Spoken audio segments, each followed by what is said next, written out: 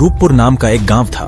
उस गांव से थोड़ी ही दूरी पर एक बहुत ही घना और डरावना जंगल था। रात के समय जो भी उस जंगल से होकर गुजरा वो कभी भी वापस नहीं आया। उसी जंगल में एक बहुत ही सिद्ध तांत्रिक बाबा रहता था।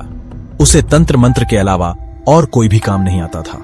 वह उस जंगल में रहकर भूतों से बात करता था और उनको अपने वश में कर लिया करता था।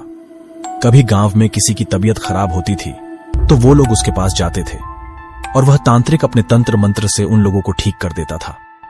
गांव के लोगों को उस तांत्रिक पर बहुत विश्वास हो गया था।